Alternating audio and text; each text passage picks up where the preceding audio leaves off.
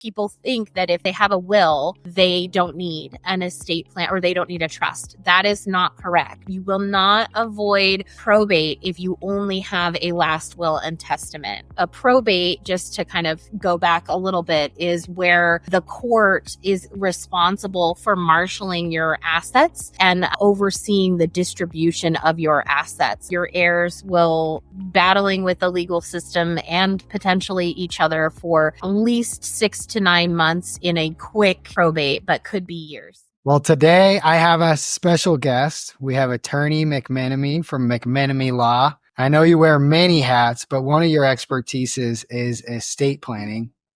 Thanks for being here, Ms. McMenomy. Just for the people who don't know who you are, could you tell us a little bit about yourself? Sure. So my name is Jenny McMenomy. I am an attorney in Reno. I own and operate my own law firm, McMenomy Law, and we specialize in trust, estate, probate, general civil litigation. I am a battle-born Nevada native. I was born in Carson City. And so this is a great place to raise kids. And so after law school, I came back here and just happy to and proud to be a Nevadan. Yes. Yeah. Nevada this happens to be one of my favorite places to live. And I mean, what's not to love about the mountains and Lake Tahoe and all that? Right. It's great. So today I figured it would be really helpful, especially for a lot of our clients and people who aren't clients. Maybe they just are out there, they own some real estate and they don't know a lot about estate planning. I would like to talk about the topic of the mistakes people make in estate planning. And my first question, and what I think is the biggest mistake I see people make, at least on my end, is not having an estate plan. Why do you think people often make the mistake of not even having an estate plan? I think that there's a number of reasons. I mean, everybody is a little bit different. But the number one reason that I find that people don't have an estate plan is because they don't know that they need one. So many people will say, well, I don't have a lot. I just have a house and a car and a bank account. If you have any one of those three things, you need an estate plan. And so if you have all of those things, you really need an estate plan. That, I think, is probably the one thing that I hear the most is just, I don't have enough to have an estate plan, because maybe people associate estate planning with, extreme wealth or having multiple properties or having a lot of assets. That's not necessarily true. Even if you just have one house, one car, one bank account, that is enough for you to have an estate plan. I totally agree with you, especially if you have kids too. I mean, I think if you have kids and you don't have an estate plan, you definitely need one. Absolutely. I make the joke all the time that I make all my money from siblings fighting with one another over mom and dad's property. And it is true. I mean, even the most docile of people sometimes get a little bit strange when we're talking about splitting up estates and things like that, because there's a lot of emotion that goes into that. The other big thing about estate planning that most people, I feel like, don't really know about is that you can name the person that may be the guardian of your minor children. And that's a really important big thing for parents with young children. I think that's another mistake that people make, is that, they think, oh, I'm so young, I don't need to make an estate plan. That's for old people, right? But I have a number of probates running right now that are very young people. Some of them were young parents and their children are minor children. So that's another really, really important piece of estate planning that needs to be done for parents of young children, is who are you nominating as the guardian to take over in the event that you and your spouse pass away. Right. Well, and not just pass away, but maybe you just become incapacitated and Correct. you need something that way, you're in a bad car accident or who knows, nowadays you hear of these crazy diseases. Right. Correct. Absolutely. So what types of estate plans are out there? Well, there's a lot of different types of estate plans. I mean, it kind of ranges depending on your assets and what is needed. As far as having, there's really for most people, for most of us, I hate to say common folk, but for most of us, we only need a simple trust. And then within that trust, a will and your ancillary documents like your healthcare power of attorney, those types of things. That's what goes into a standard estate plan. But of course, for those of us that are over the tax exemption, which there aren't many right now because the tax exemption is extremely high, there are options for irrevocable trusts, those types of things that would be kind of more on your advanced estate planning. Yeah, no, I think some people confuse like having a will with also being a trust. Now, if you have just a will, do you think that is a sufficient estate plan? No. So the biggest this is going back to your theme. This is one of the biggest mistakes that I see people make is that having a will does not avoid probate. I don't care what your mother, sister's cousin told you last Thanksgiving.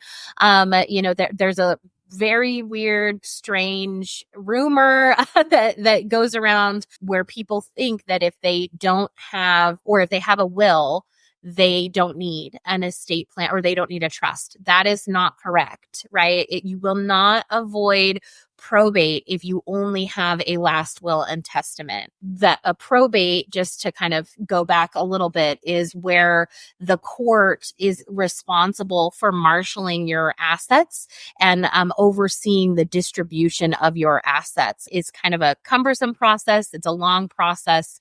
Your heirs will be battling with the legal system and potentially each other for at least 6 to 9 months in a quick probate, but could be years. Yeah, yeah. Especially if they get the wrong attorney, it could be even longer than that. I've seen Exactly. some states like where they didn't get the right attorney out the gate, and it's like they come to me because they think they're at that point where they can finally sell some of the assets. And it's like, well, no, now we need to get you a different attorney. 'Cause, Right. yeah, Yes. probate is probably the most expensive process I see in real estate for the family, both emotionally expensive and exhausting, and then on top of it, financially, because now the court basically is deciding what happens to all those assets. Right, exactly. I mean, so the way that I kind of demonstrate this to people is that if you have a $500,000 estate and that's $500,000 total, which most of our houses are that, kind of baseline cost now. If you have a $500,000 estate, it's probably going to cost you anywhere between $20,000 and $30,000 just for the probate alone. Jeez, yeah. And what would just a simple, basic, your most standard estate plan cost? Sure. So generally for my fees, I can't speak for everybody else's, but for my fees, a basic single person estate plan is 1,800 and a married couple estate plan is 2,500. Yeah, so basically they could spend obviously like less than about 1 or 2%, 10% of the cost, and it would make their money back just by having an estate plan. 100%. Yes, that's true. And I think, a lot of people, even in real estate, they think they're going to go at it alone without an advisor. So sometimes they'll get on I think there's those websites where you can just download legal documents. Yeah. Yeah, I bring it up kind of jokingly, but I've seen people who, obviously they thought they were doing the right thing by having an estate plan, but they went at it kind of, in my world, we'd call it for sale by owner, but I think they'd be an estate by owner. Right. And they went at it alone. And then we found out that it just wasn't done right. The right documents weren't recorded to the property, or they were done in the wrong fashion. And now we still have to go through probate.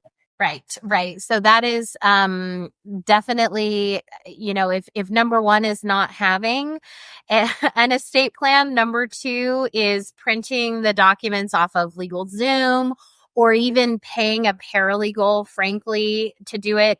There's some paralegals in town that do this type of work. A huge warning for that: paralegals are not licensed to practice law, and they should not be providing legal advice. That is not something that is in their realm. And in my opinion, drafting an entire estate plan for someone and then explaining the documents to them is providing legal advice.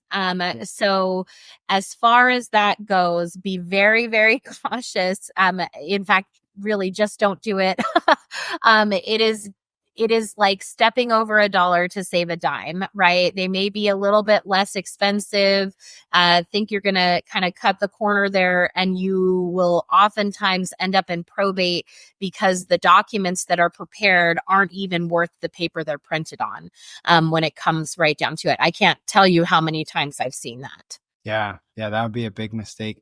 What other are common mistakes that you see? I think some really common mistakes that I see are not updating trust documents, right? So you don't have to race right out every time. A good estate plan will have, built in what it needs to kind of withstand the test of time. But really, what you really want to do is make sure that you are kind of generally bringing that estate plan down every, I don't know, 5 years or so, and taking a look at it, making sure it still comports with your wishes. 5 years is enough for people to be born, people to die, people to move away, all of that kind of stuff, just to make sure that all of those documents are still what you want them to be, and then getting in to update them, kind of regularly, or just getting advice, because again, the law also changes in that time period. So it's not something you need to, every 5 years have a standing appointment with your lawyer, but it is, every 5 years you should take it down and kind of discuss it with your spouse or your children or whoever to make sure that it is still what you want it to be. That, I think that's a really big mistake that a lot of people make, is that they kind of set it and forget it. Yeah, definitely. You want to make sure if your situation changes. We recently had a personal friend of ours, and the dad got divorced, and then he was remarried, and then he never updated the trust. So then when he did, unfortunately, pass away, one of the ex-wives, he was married several times, wound up getting all the assets. And it was unfortunate because he had talked with his children about leaving them to everything. But at that time, when he had set up the trust, anyway, long story short, they didn't get the assets, and his wishes weren't done because he didn't have the trust set up. Right. Not set up, but reviewed, and then Right. That's a big one. If a big life event happens, like you get divorced or you get married or something like that, you really do need to make an appointment with a lawyer and figure out, changing your stuff around. So maybe I'll amend my answer that that's something that really does need to be addressed rather quickly after the event happens. But yes, that is an important thing. And then also, another huge mistake that I think people make is to, make sure there's clarity and intent. Work with your lawyer to make sure that there is clarity and intent in your distribution provisions. And by that, I mean, make sure that how you're giving it out, how you're giving your estate out to the people that are your beneficiaries is clear, and that your intent is known. For instance, you may say, okay, I want my kids to get it, and you have 2 kids, and then one predeceases the other. You never update your estate plan, and there's nothing after that, right? There's no other. So is it that you wanted it all to go to the surviving sibling? Did you want it to go to the child's children or grandchildren or whatever, right? I see that a lot, where we kind of have to shrug our shoulders, and sometimes we have to go to the court to have them interpret the instrument to figure it out. So that is another thing that's really important, is to make sure that there's at least some generational intent in your estate planning provisions so that it is clear for that purpose. Do you ever see mistakes with people where they store the document or not letting people know they have a trust? Occasionally, yes. And that's, what I would say is it is really important that the people that you've named as the trustee of your trust, the successor trustee of your trust, or your executor or whoever, knows where the copies are. You don't have to give the copies to them, making sure that they know where they are so that they can locate them in the event of an emergency. It's not just in the event of, your death, but it could also be you need those healthcare powers of attorney or financial powers of attorney. Making sure they know where those documents are is really, really important. I've seen it where they just can't locate it, and then we're in a lot of trouble sometimes. Yeah, Not so much with the deed, because usually we can see a lot along with the recorded copies of the deed if they had an attorney do it, right? We could see that the attorney requested the recording of the deed, and then we could usually kind of backtrack it to an attorney's office where they have a copy of the trust. right. But sometimes if they've gone out rogue, then we're really screwed, and we've actually had to like quiet title it out of a state back in, and then it's this huge probate thing. So I have some clients now in a probate that the probate was initiated for this woman, and they were about ready. They believed that she had no estate planning documents whatsoever. They were ready to distribute to the heirs at law. And then the bank actually found a copy of her trust. And so now there's a huge dispute over whether the heirs at law get it or whether the trust beneficiaries get it because they're not the same people. And so it's definitely one of those things you want to make sure that you've got it somewhere safe. I will add on, please don't put it in a safety deposit box at a bank, because that's like a chicken or egg type thing, right? The people that are able to access that are the people that need the paperwork to show the bank to access it, right? So please don't do that.